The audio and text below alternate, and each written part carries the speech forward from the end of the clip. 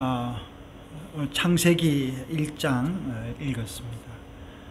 여러분, 성경 중에서도 창세기 1장은 굉장히 중요한 장입니다.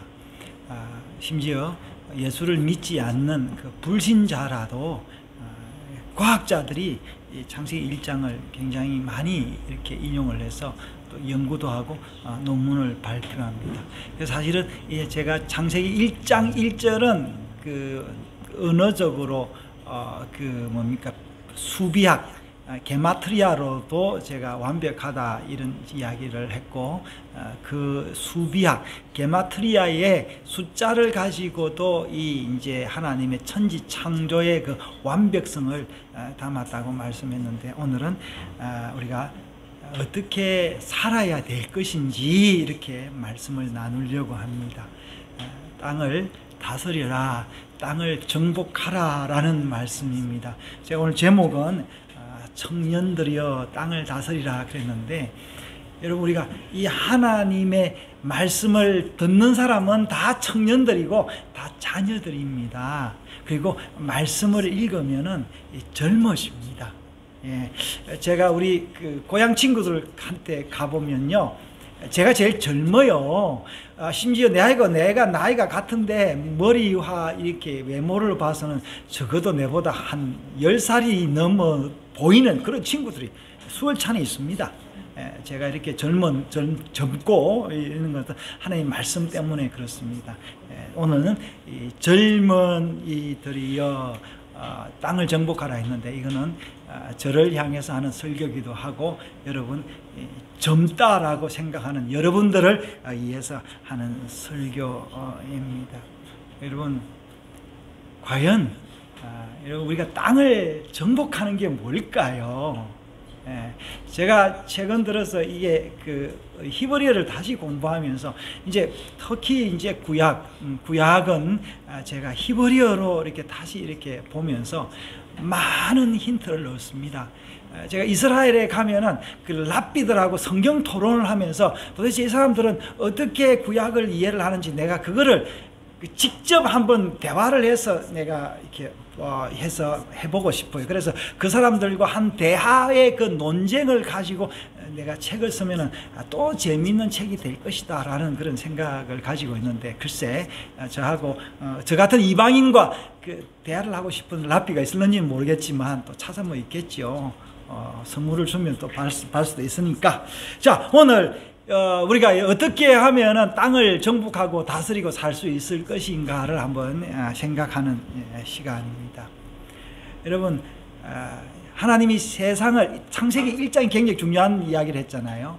1장에 이게 굉장히 중요한 이야기가 많이 나오는데, 하나님이 세상을 창조했다, 하나님의 존재가 먼저 나오고 또 피조물이 나오는데, 피조물, 오늘 6째 날에 동물들을 만들고 하나님이 특별히 사람을 만들 때 어떻게 만들었다 했어요? 하나님의 형상을 따라 만들었다, 이 말이 2번이나 나오죠.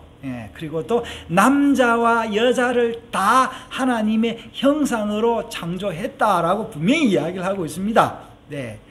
그러면서 이 하나님의 형상인 사람에게 뭐라고 이야기를 했냐니까, 땅을 다스려라, 땅을 정복하라 이랬는데, 여러분, 이게 히브리어에 보면요, 여기 1장 26절에요. 1장 26절에 다스려라, 1장 28절에 정복하라는 말이 나오는데, 요 두 단어가 다 뭘로 되어 있냐면은 히브리어 말에 라다라는 말로 이렇게 번역이 되어 있습니다.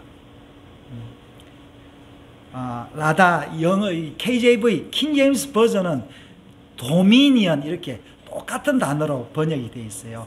다스려라는 말도 도미니언, 우리가 우리말로 한국말로 정복하라고 한 그 말도 라다, 도미니언이라는 같은 말로 그렇게 되어 있는, 도미니언은 뭐냐면 다스리다, 지배권 이렇게 되어 있습니다. 레이기에 보면은 요 단어가 4번이나 사용되는데, 어디서 사용되냐면은 사람과의 관계에 있어서 엄하게 다스리지 마라라는 그런 단어로 이렇게 그런 단어를 사용할 때 의미를 전달하면서 라다라는 말을 사용하고 있습니다. 사람에게 이 지배권을 주었다라는 겁니다. 여러분, 이 땅을 어떻게 다스립니까? 왜 하나님이 우리에게, 사람에게 다스리라, 자기가 친히 다스릴 수도 있는데 왜 사람에게 다스리라고 했을까요? 여러분, 근데 놀라운 건 뭐냐면 사람이 다스리는 것마다 다 문제가 돼요. 제가 요새 BBC에서 나오는 이제 다큐를 보고 있는데, 호주의 퀸즐랜드에 있는 산호 방파제, 이제 그거를 제가 보고 있는데, 거기에 사람이 닿는 손길마다 다 뭐가 일어나냐, 파괴가 일어나고 있어요. 파괴가. 여러분, 우리 도시는 말할 것도 없지요. 그래서 그저께는 뭡니까, 이 필리핀의 어느 해변에 어떤 아시아의 어떤 부인이 아이의 변 기저귀를 해변에 묻어가지고 그 해변이 72시간 클로즈 됐다, 그런 기사가 나왔는데, 그리고 인도네시아의 어떤 섬은 휴면 기간이 있었고 닫았죠. 우리나라 지리산도 한때는 일부를 이제 산을 못 올라가도록 했습니다. 과연 우리가 어떻게 이 지구를 다스리느냐라는 거죠. 어떻게 지구를 다스리느냐. 사람이 닿는 곳마다 지구가 파괴가 되는데 이게 도대체 무슨 말이냐라는 거죠. 그래서 이 지구를 잘못 다스리면은 우리가 하나님으로부터 오히려 벌을 받게 되어 있는 것이 이 땅의 역사입니다. 그래서 잘못 다스리니까 하나님이 노아의 가족 외에는 다 썰어버렸습니다. 그것이 노아 홍수입니다.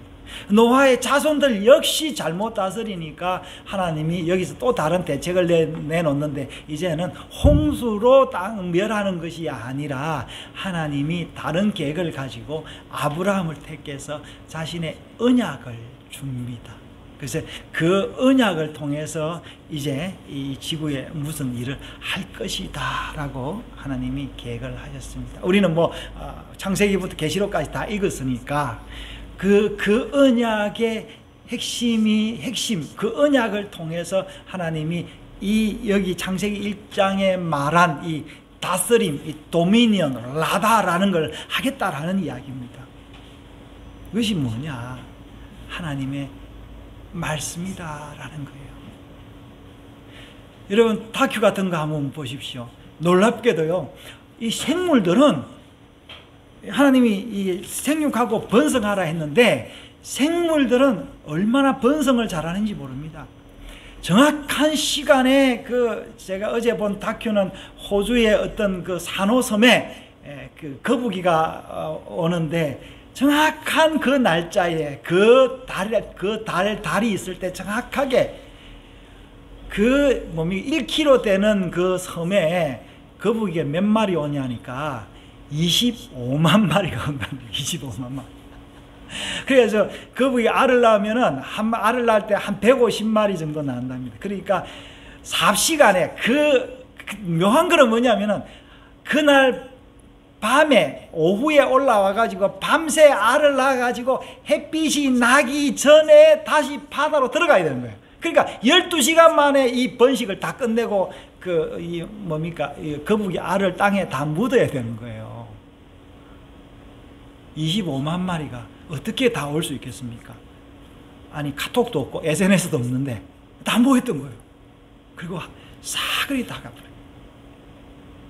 여러분, 하나님이 이 동물들에게는 그것을 정확히 주셨습니다. 그런데 사람에게는 어떻게 합니까? 사람에게는 뭘 줬냐면요, 하나님의 형상을 주었다. 그 형상의 그 핵심이 뭐냐 하니까 말씀이라는 거예요. 언어라는 거예요. 그래서 우리는 뭘로 통하냐 하니까 하나님과도 뭘로 통하냐 하니까 이 뭡니까? 본능이 아니라 뭐예요? 이 언어로 하나님을 통하게 되어 있고, 우리는 상호 간에도 뭘로 통하냐 하니까 언어로 통하게 되어 있다라는 거예요. 그래서 여러분, 문명의 발달은 다 뭐의 발달과 관계 있느냐 하면 통신의 발달과 관계가 되어 있습니다. 그래서 지금의 통신은 엄청나게 발달되어 있습니다. 여러분, 제 이 설교를 듣고 계시는 분들, 뭐 지금도 뭐 지구에 어디 있는지 모르겠습니다. 뭐 제가 조회수가 뭐 많이 안 나오지만, 그러나 앞으로 제가 이것을 모아두면은 후대 사람들이 제 설교를 다시 들을 수도 있을까라는 그런 믿음과 소망을 가지고 저는 설교를 하고 있습니다. 사람은 언어로 소통을 합니다. 그래서 지금 홍콩에 오늘 뭡니까? 이 대규모 시위가 있다는데, 홍콩 사람 어떻게 모이냐 하니까 텔레그램이라는 그 SNS로 한다는 거예요. 수십만이 한 카톡방에, 한 SNS 방에서 정보를 교류한다는 겁니다. 하나님이 우리에게 뭘 줬냐? 말씀을 주었다라는 겁니다. 여러분, 이 말씀을, 여러분들은 이 말씀의 언어를 배운 거예요. 한국어를 배우고 성경의 말씀을 배웠는데, 이 역사가 계속해서 이 짐승과 이 동물계와는 달리 사람의 역사는 계속 발달해 간다는, 변해 간다는 거예요. 이게 무슨 좋은 쪽으로 변해가는지 나쁜 쪽으로 변해가는지 우리는 알 수가 없습니다, 사실은요. 그러나 우리가 느끼기는 굉장히 불안하죠. 왜냐하면 새로운 세계로 간다는 자체가 불안합니다. 그러나 여러분, 우리는 새로운 세계를 계속 가야 되는 겁니다. 그래서 제가 지난주에 이야기했지 않습니까? 이 한국이 일본과의 무역 전쟁에서 어떻게 해야 되는지를 누구를 보면 알 수 있냐고, 그러면은 젊은 아이들이 어떻게 반응하느냐, 그걸 보면 제가 알 수 있다고 제가 말씀드렸습니다. 그래서 이 노년층과 지배자, 가진 사람들, 권력자들은 어떻게 해서든지 이 현 시대를 그대로 두면서 내 거를 이렇게 뭐를 하려고 하는 게 있어요. 그래서 저도 이렇게 자녀들을 키우는 부모, 아버지지만 제 자녀들을 어떻게 해서든지 내 손아귀에 넣고 싶은 게 있어요. 왜 제 시간에 와라, 뭐 해라, 뭐 안 하냐, 뭐 오만 거 간섭 다 하죠. 뭐 저기 뭡니까, 11조는 하냐, 그래, 복을 어떻게 받는지 아냐, 뭐 이러는데, 자식들은 어떻게 합니까? 어떻게든지 그 부모의 잔소리를 벗어나 보고 싶은 거. 그래, 여러분, 이것이 서로 만나야 되는 겁니다. 만나야, 서로 디스커스가 되고 서로 토론도 되고 싸워야 되는데, 근데 문제는 뭐냐면은 이 문화의 발달에 있어서 이 싸움의 장에 이 뭡니까, 바른 심판이 오지 않고 나쁜 심판이 와가지고 일부를 편들면 안 된다라는 겁니다. 그러나 역사는 누가 주관하냐? 하나님이 주관하기 때문에 우리가 이 뭡니까, 지금 뭐 중국과 홍콩이 이렇게 하고 있지만, 여러분, 우리나라도 5.18이라는 그 아픈 상처가 있었지만 하나님께서 그 모든 것들을 다 인도해 오셨습니다. 그래서 그것에 함몰돼 가지고 하나님 말씀을 듣지 않은 민족은, 이 소통이 안 되는 민족은 이 점점 이 뭡니까, 힘이 약해집니다. 그러니까 여러분, 우리 한국의 힘은 계속 강해질 것입니다. 제가 한국 사람이기 때문에 그런 게 아니라, 여러분, 한국만큼 이게 SNS가 잘 되는 나라가 없습니다. 우리는 SNS로 대통령을 폭동 없이 몰아낸, 거의 그 영국의 그 명예혁명보다 더 좋은 혁명을 우리는 가지고 있고, 지금도 계속 하고 있고, 지금도 일본과의 무역전쟁도 그렇게 해서 하고 있는 걸로 보면, 이 한국 사람의 장래는 굉장히 밝다, 저는 그렇게 확신하고 있습니다. 근데 이 SNS를 방해하도록 하면 안 됩니다. 그러나 현 정부에서 너무 힘드니까 이걸 조금 이렇게 간섭하려고 하는 그런 게 있는데, 우리가 살펴봐야 될 것입니다. 여러분, 하나님이 아브라함을 통해서 이 땅을 지배하도록 했습니다. 여러분, 이 땅을 지배하고 싶습니까? 저를 한번 보십시오, 여러분. 여러분 진짜 이 땅을 지배하고 싶습니까? 예. 여러분, 시간을 지배하고 싶습니까? 돈을 지배하고 싶습니까? 사람의 마음을 지배하고 싶습니까? 하나님의 마음을 얻어야 땅을 지배할 수 있습니다. 놀랍게도요, 하나님은 아브라함을 통해서 그 약속을 주셨는데, 그 아브라함을 통해서 그 주신 약속이 이 성경 말씀입니다. 여러분, 이 성경 말씀을 읽으면 복 받습니다. 예, 모세가 들으라 이스라엘아, 쉐마 이스라엘 했던 그 말씀 지금도 여러분 다른 거 안 읽고 성경 계속 읽으면 복 받습니다. 제가 경험한 건데 낱낱이 다 이야기를 할 수가 없습니다. 그런데 여러분, 한 번씩 아브라함도 이 말씀을 받기는 받았는데 엉터리로 해석할 때가 있다라는 거예요. 아브라함도. 여러분, 성경에 보면 아브라함이 100% 완벽한 사람이 아니었습니다. 나중에 보면 겁먹어가지고 자기 부인을 누이라고도 팔기도 하고 그랬습니다. 아브라함의 자손들 보십시오. 이삭과 야곱과 또 야곱의 12아들 한번 보십시오. 다. 중요한 것은 이 성경은 사람을 하나의 그 역사의 도구로 사용했다라는 것입니다. 그러나 여러분, 아브라함이 필요한 것입니다. 심지어 여러분, 예수님이 누구를 통해서 났습니까? 육신을 통해서 났지만 아브라함의 후손이고 다윗의 자손이라는 특별한 피를 통해서 왔다는 거예요. 우리 역시도 마찬가지로 이 땅을 정복하려면 힘이 있어야 되는데 그 힘이 어디서 나오냐? 하나님의 말씀을 통해서 나오는데 아브라함과 이삭과 야곱과 다윗과 이 성경을 통해서 나온다라는 겁니다. 여러분, 제 설교가 여러분 재미가 없을 겁니다. 왜 재미가 없냐? 내한테 확 안 와닿는 거예요. 그리고 이걸로는 내가 이 목사님 말씀으로는 내가 즐겁고 재미있게 살 수가 없는 거예요. 제가 알고 있습니다. 저도 마찬가지고 다른 설교 들으면 그렇습니다. 그러나 여러분, 중요한 건 뭐냐면 이 목사의 말을 통해서 뭘 해야 되느냐면은 하나님의 말씀이 진짜인지 아닌지를 알아야 된다라는 겁니다. 그래서 여러분, 성경에 보면은 자식들이 다, 젊은이들이 다 노인들을 배척하고 있습니다.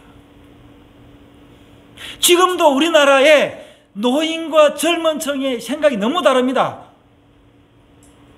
그래서 지금은 노인들이 이제 뭡니까? 어르신들이 댓글을 다 달아가지고 젊은이들은 댓글을 오히려 안 답니다. 이 정도로 심한데 저는 이거를 부정적으로 보는 게 아니고 긍정적으로 본다는 거예요. 그만큼 뭐가 있다는 거예요? 젊은이들 살아있다라는 겁니다.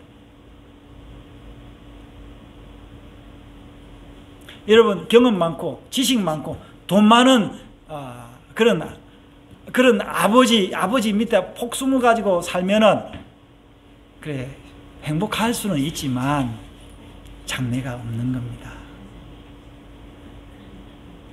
여러분, 직장에도 사장님이 그 자기 권력과 그걸 가지고 종업원들을 꽉 움켜쥐고 자기 마음대로 하고 종업원들의 말도 듣지도 않고 이 SNS 대화도 없다면은 그 회사는 재미가 없을 뿐만 아니라 얼마 안 있으면 망합니다.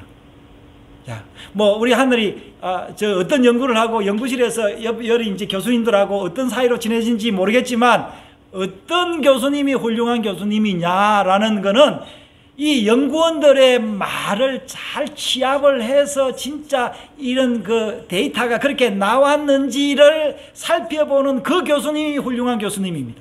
어떤 교수님은 자기가 세워놓은 그 가설을 연구원들이 뒷받침해 주기를 바라고 심지어 그 연구 결과 자체도 좀 바꿔가지고 내 연구가 맞다 이렇게 하려고 하는 유혹이 있는 교수들이 있습니다. 그래서 그렇게 해서 실제로 공무원들까지 결탁을 해서 신약을 만들어서 이 심지어 뭡니까?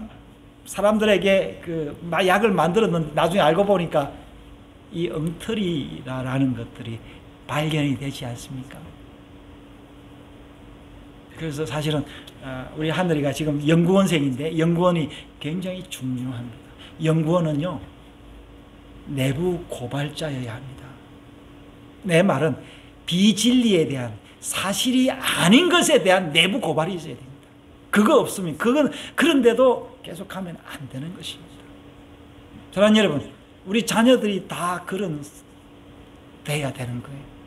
제가 여러분 하브루트 하면서 여러분들이 얼마든지 이 성경에 대해서 토론하도록 제가 기회를 주고 이야기를 하는 것은 뭐냐면 여러분들이 그런 내 자신의 아이덴티티, 내 자신이 직접 하나님으로부터 말씀을 받아야 된다라는 겁니다. 그러면은 말씀을 전하는 자의 역할이 뭐겠습니까? 그래서 하나님은 이런 선지자들을 다 어떻게 해요? 죽도록 내버려 두었습니다. 심지어 하나님은 자신이 약속하고 주신 그 아들 메시아조차도 십자가에 죽게 했습니다. 그래서 메시아가 예수님 맨 마지막에 무슨 말인지 아시죠? 예. 오직 성령이 너희에게 임하시면 너희가 권능을 받고 새로운 힘이죠. 내가 준 힘이 아니라 새로운 힘을 받아야 하는 거예요. 예수님도 그렇게 이야기했어요. 물론 그분이 예수님이긴 하지만 다른 형식의 힘이라는 거예요. 유대와 사마리아 땅끝까지 가서 내 증인이 되리라. 마태복음 이렇게 이야기했어요. 너희는 가서 모든 족속으로 제자를 삼아, 그렇게 이야기했습니다. 여러분, 제가 여기까지 오기까지는 우리 어머니의 그 반대를 내가 무릅쓰고 외국을 다니고 선교를 다니고 기존 어른들의 그 보수적인 생각의 반기를 들었기 때문에 여기까지 왔습니다. 지금도 제가 우리 총회에서 제가 이야기를 하고 있습니다. 과연 우리는 우리는 그 합신교단인데 박윤선 목사님의 그 자녀들이냐, 박윤선 목사님의 그 가르침이 우리의 울타리냐, 우리의 길이냐. 많은 사람들이 그 박윤선 목사님의 그 훌륭한 분의 그 자산을 가지고 울타리를 만들어 가지고 자기들이 호의호식하고 권력 나눠 먹기 하고 있는 것 같아서 제가 참 안타깝습니다. 오히려 그 분의 말씀이 길이 되어서 다른 사람과 소통해야 되는 것입니다. 사랑하는 여러분, 이 언약의 말씀도 마찬가지입니다. 이 언약의 말씀을 가지고 보수적인 사람은 그래 뭐 하면 안 돼 그러면서 벽을 만들고 그 벽에서 우리끼리 그래 우리는 훌륭한 사람들이야, 멋있는 사람들이야, 선택받은 사람들이야, 선민이야, 그렇게 해서는 안 된다라니. 그렇게 한 사람들이 바리새인과 서기관들이 한국의 보수교단입니다. 그래서 다 망했습니다. 그것을 박차고 나온 사람이 누굽니까? 세례 요한 아닙니까? 제사 제도 자체를 바꿔버렸습니다. 제사를 안 지내고 이제는 뭐예요? 세례를 물에 담기는 것으로 또 다른 이 패턴을 만들어서 사람들과 소통을 한 사람이 세례 요한입니다. 사랑하는 여러분, 하나님은 우리를 세상을 다스리라고 했습니다. 여러분, 우리가 거룩함으로 옷 입을 때 하나님의 이 택함 받아서 용서 받았을 때 우리는 거룩한 백성이 되어서 우리의 주변도 환경도 깨끗하게 할 수 있습니다. 깨끗하게 할 때 자연도 동물들도 다시 돌아오는 것입니다. 그래서 하나님이 우리에게 다스리려 했지만 우리에게 모든 걸 다 준 건 아닙니다. 하나님의 말씀을 받아서 다스려라, 그렇게 이야기를 한 것입니다. 여러분, 제가 여기서 강하게 설교할 수 있는 이유가 뭐냐면은 하나님이 제게 말씀을 주셨기 때문에 그렇습니다. 여러분, 우리 또한 마찬가지. 세상을 다스리고 내가 세상으로 나아가려고 할 때 그래 나는 세상을 다스릴 사람이다 라고 이야기를 할 때 내가 하려고 한 게 아니라 하나님이 나에게 사신으로 대사로 주었기 때문에 이 일을 할 수 있다라는 그런 믿음과 그 믿음을 넘어, 믿음은 뭐에 기초를 해야 되는 거예요? 사실에 기초를 해야 되는 거예요. 여러분, 이 믿음을 확인하는 게 상당한 시간이 걸립니다. 그래서 하나님이 우리에게 그것을 확인할 수 있도록 오늘 잠언 우리가 교독했는데 지혜와 명철을 주신 것입니다. 제가 지혜와 명철이 단순히 정보나 그런 어떤 지식이 아니라 뭐예요? 인격이라고 이야기를 했던 것입니다. 사랑하는 여러분, 하나님 우리에게 창세기 1장에 땅을 다스리고 정복하라, 우리에게 관리하라, 우리로 지배하라 그랬습니다. 여러분, 그 지배를 받아서 여러분이 진짜 하나님의 자녀로서 행복하고 기쁜 삶을 살아서 마지막에 하나님과 함께 지배할 새하늘과 새 땅까지 가시는 여러분 되시기를 주의 이름으로 축원합니다. 여러분, 제가 자신 있게 말씀드립니다. 창세기의 말씀이 우리에게 이 말씀을 듣는 자가 복이고 이 말씀이 그러한가라고 시험하여서 확인하고 사는, 그래서 진정으로 땅을 다스리고 우리 스스로를 이기고 극복하고 살아가는 여러분 되시기를 주의 이름으로 축원합니다.